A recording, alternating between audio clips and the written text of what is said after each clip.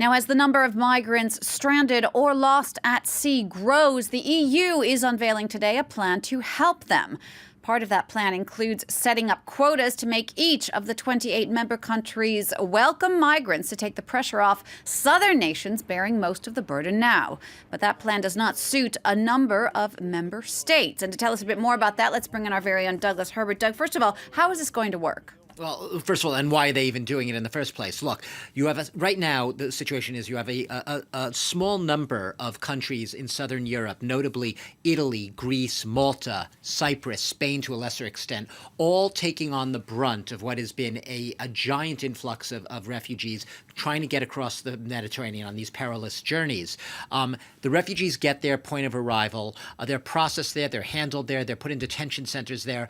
A lot of times they often sort of, with officials turning a blind eye, then sort of disperse across borders and go elsewhere in Europe. The system isn't working. It's very strained. What the EU wants to do is make it more equitable. It wants to basically share out this refugee burden among countries, because the situation right now is 185,000 asylum requests were granted last year. You can see on the screen, granted. These are the countries that took the most.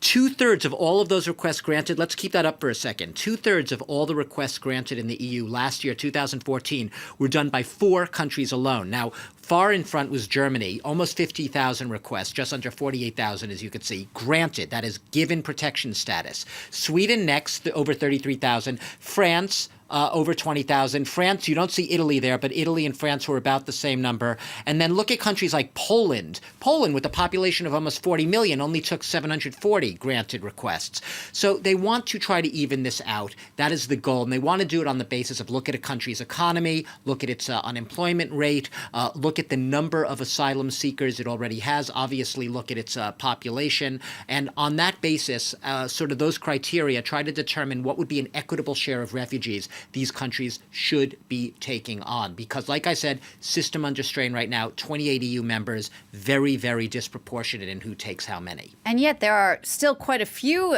EU member states that do not want to go down this road. Do not, and are saying so very publicly. Let's start with Britain, where the Home Secretary, Theresa May, we were watching the elections.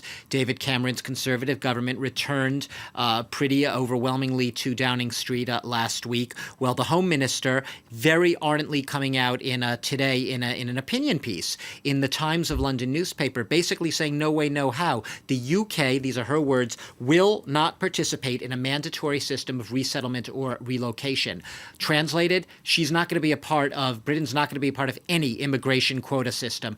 What Britain's essentially saying, and it's an argument that you hear echoed elsewhere in the EU among other states that do not want to have part of an immigration quota system. They say you got to get this at the source. You go after the people smugglers, the traffickers, the people who are embarking these people on rickety boats, forcing them into these perilous journeys, often at the risk of them losing their lives.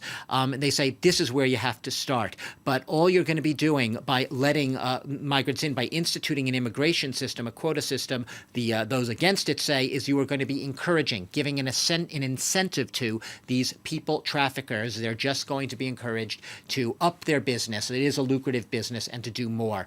You have Denmark, you have Ireland also out there against the system of immigration quotas. Germany, France are on board with it. They are very much in favor. Like I said, Germany already granting the most requests in Europe.